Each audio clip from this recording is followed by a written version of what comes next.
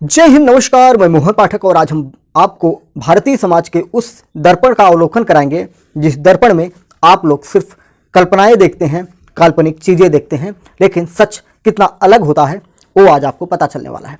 बात करेंगे गाजियाबाद की एक घटना की। उस घटना के चलते दो लोग अपनी जान गंवा चुके हैं। क्या है घटना, पूरा घटनाक्रम आपको बताएंगे और आपको पता चलेगा कि भारतीय समाज किस दिशा में चल रहा है और शॉर्टकट जो है ना, उस शॉर्टकट के चक्कर में जान तक जा रही है। बात करेंगे शुरुआत होती कहाँ से है। एक लड़का है जिसका नाम है जितेंद्र उर्फ जीतू और उसका एक साथी भी है। ये दोनों छोटी मोटी चोरियां करते थे, नशाबाजी करते थे और इनको इनके खर्चे चलाने के लिए पैसे चाहिए होते थे। रोजाना जब आप नशा करेंगे और कमाई आपके पास कुछ नहीं है तो किस प्रकार से आप अपना दिनचर्या चला पाएंगे, आप अपने खर्चे किस प्रकार निकाल पाएंगे। इसी कड़ी में जितेंद्र उर्फ जीतू और उसका साथी दोनों निकल पड़ते हैं सड़क पर, हाईवे पर, जिसका नाम है HN9, जो गाजियाबाद का HN9 हाईवे है। उस हाईवे पर निकल पड़ते हैं और वहाँ पर करते हैं खेल, चोरी और छिनैती का। रोजाना यही इनका घटनाक्रम होता था, लेकिन बकरे की माँ कब तक खैर मनाएगी। एक दिन वो घटना घटता है और ये यूपी पुलिस के हत्थे चढ़ जाते हैं और यूपी पुलिस ने क्या किया आगे मैं आपको बताने वाला हूँ। पहले घटनाक्रम को समझिए हुआ क्या था। एक बच्ची जो निकलती है अपने किसी काम से, रोजाना के कार्यों को करके निकलती है और जिसका नाम था कीर्ति। वो छात्रा थी, स्टूडेंट थी, पढ़कर या किसी अपने दैनिक कार्य से अपने घर जा रही थी और फिर उसके बाद होता क्या है, वो अपने फ़ोन को लेकर अपने ऑटो में बैठी हुई थी और उस ऑटो में जितेंद्र उर्फ जीतू और साथ में उसका साथी जो अज्ञात है, अभी उसका नाम नहीं पता चला है, और जीतू तो समझ गए होंगे, आगे मैं बताने वाला हूँ। तो जब उसका नाम नहीं पता है तो उसके बारे में चर्चा ही क्या करनी, बस ये भी आप समझ लीजिए। जब वो बच्ची जिनका नाम कीर्ति था वो ऑटो में बैठ के जा रही थी, तभी जितेंद्र उर्फ जीतू और उसका साथी उसकी मोबाइल फ़ोन को छीनने की कोशिश करते हैं।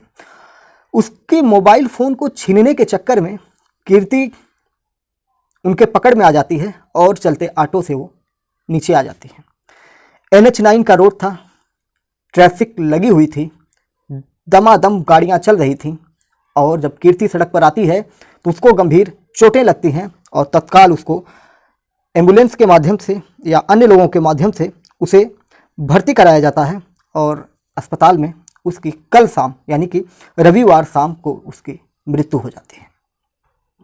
एक मोबाइल छीनने वाले ने एक छात्रा की जान ले ली, कीर्ति नाम की छात्रा। उसका क्या कसूर था, वो तो अपने घर जा रही थी, अपने कोचिंग सेंटर से या कहीं से भी निकल के जा रही थी। जो बातें अभी स्पष्ट नहीं पता चली हैं कि कहाँ से कैसे जा रही थी और वो हमें जानना भी नहीं है। हमें सिर्फ ये जानना है कि प्रकरण क्या है, मुद्दा क्या है, मामला क्या है। चंद रुपयों के लिए उसका मान लीजिए फ़ोन 10,000 का रहा होगा या बहुत पैसे वाली रहेगी तो 20,000 या 50,000 का फ़ोन रहा होगा। मान लेते हैं कि 10 से 15,000 का उसका फ़ोन था। वो बेचते ये कितने में, 2 से 3,000 रुपये में बेचते हैं, क्योंकि फ़ोन जो चोरी का होता है वो 10% 20% दाम पर उसका बिकता है। मान लीजिए 1 लाख का फ़ोन है तो 10,000 में बिकता है, 10,000 का फ़ोन है तो 2,000 3,000 में बिकता है। सब पता है और सबको पता है। लेकिन उस जान की कीमत क्या है जो उस बच्ची की अब चली गई, जो उसके परिवार ने उसको इतने सालों तक पाल पोस के बड़ा किया था, उसकी कीमत कौन देगा? उसकी माँ की कीमत कौन देगा? उसके पिता की कीमत कौन देगा? उसके भाई की कीमत कौन देगा? उसके परिवार की, उसके रिश्तेदारों की, उसके आस पास पड़ोस, उसके पूरे समाज की कीमत कौन देगा, जो एक मोबाइल छीनने वाले ने पूरी तरह से एक पूरे परिवेश को समाप्त कर दिया। बात करते हैं यूपी पुलिस की। आपको पता ही कि योगी बाबा की पुलिस खतरों की खिलाड़ी है और अपने आप को सिंघम से कम समझती नहीं है। मामला जब प्रशासन को पता चलता है तो फिर उसके बाद नाकाबंदी शुरू होती है। सूचना मिलती है पुलिस को, गंग नहर मार्ग, गाजियाबाद में गंग नहर मार्ग पर पुलिस के द्वारा चेकिंग किया जा रहा था, जांच की जा रही थी और वहां से 2 लोग गुजरते हैं।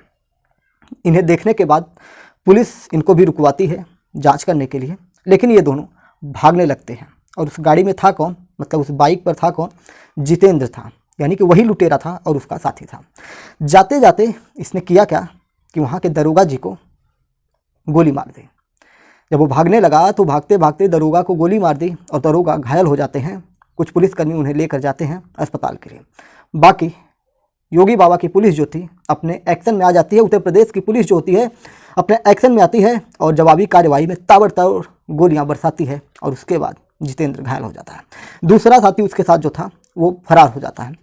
जितेंद्र के ऊपर ये मामला होने के बाद ही जब बच्ची के साथ ऐसा हादसा हुआ था, उसकी छिनैती हुई थी और वो चोटिल हो गई थी, अस्पताल में भर्ती थी, तभी उत्तर प्रदेश पुलिस ने उसके ऊपर 25,000 रुपये का इनाम जितेंद्र और उसके साथी के ऊपर घोषित कर रखा था और उसे मोस्ट वांटेड लिस्ट में डाल रखा था।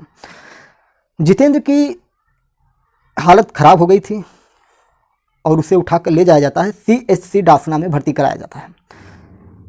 CHC डासना के जो डॉक्टर होते हैं वो जवाब दे देते हैं। फिर उसके बाद पुलिस उसे लेकर जिला अस्पताल जाती है और जहाँ पर इमरजेंसी वार्ड में इसको ले जाया जाता है और वहाँ के जो डॉक्टर होते हैं उन्होंने उसे मृत घोषित कर दिया।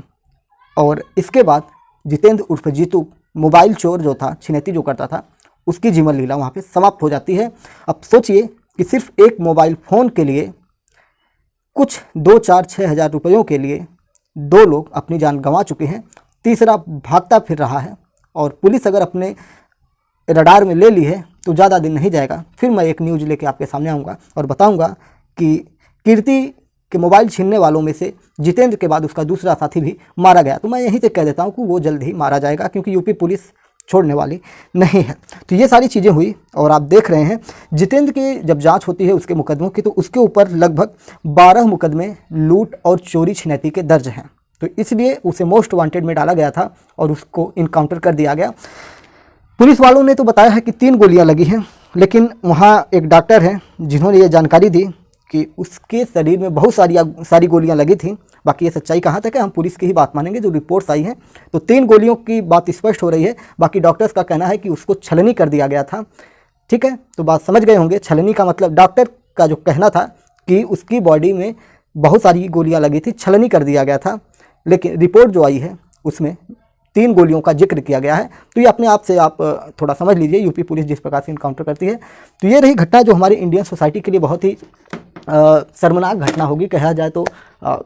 ऐसे न्यूज़ जो होते हैं ना, झकझोर देने वाले होते हैं। और बताएं साथियों, तो क्राइम को मैं जो जहाँ तक मेरे अनुभव हैं उन्हें कभी समाप्त नहीं किया जा सकता। आप देखेंगे वैदिक काल से अगर हम लेके आएँ तब भी राक्षस जैसे नाम के थे, आज चोर लुटेरे गुंडे बदमाश बाहुबली जैसे नाम के लोग होते हैं जो इस प्रकार से षड्यंत्र करते रहते हैं। तो ये चीज़ें जो हैं कभी समाप्त नहीं होंगी, सिर्फ इनको कंट्रोल किया जा सकता है। जैसे कीर्ति के साथ मोबाइल छिनौती में उसकी जान चली जाती है, लेकिन प्रशासन इस पर अलर्ट होता है और जितेंद्र को गोली मार के इनकाउंटर कर देती है, मार दिया जाता है। तो इन चीज़ों से ये निकलता है कि क्राइम को अगर आप उस पर एक्शन ले रहे हैं तो क्राइम रेट घट सकते हैं, लेकिन आप कहें क्राइम समाप्त हो जाए तो कभी नहीं समाप्त होगा। हमारे जो सिविल सर्विस के साथी देख रहे हैं, जो प्रिपरेशन कर रहे हैं, जो यूपीएससी या स्टेट पीसीएस वगैरह की तैयारी कर रहे हैं, जो एसपी वगैरह पोस्ट के लिए देख रहे हैं, तो उनको मैं एक चीज़ याद दिलाता हूँ। मुझे याद है बिहार के डीजीपी थे, उन्होंने एक बात कही थी, उनसे मीडिया वालों ने पूछा था, क्योंकि बिहार का जो क्राइम रेट है बहुत ज़्यादा है, आज भी वहाँ पे क्राइम रेट बहुत ज़्यादा है, वहाँ पे जातिवादी संघर्ष बहुत ज़्यादा होते हैं, क्षत्रिय और भूमिहार और यादव, इन सब में बहुत ज़्यादा संघर्ष होता है। आप आए दिन देखते होंगे कि वहाँ पे लड़ाइयाँ होती हैं। तो इन सारी चीज़ों को लेकर जब उनसे सवाल पूछा गया कि बिहार में क्राइम रेट जो है उसको समाप्त नहीं किया जा सकता है, तो उन्होंने एक बहुत अच्छी बात बोली थी। बहुत एक्सपीरियंस आदमी थे, टॉपर्स आदमी थे।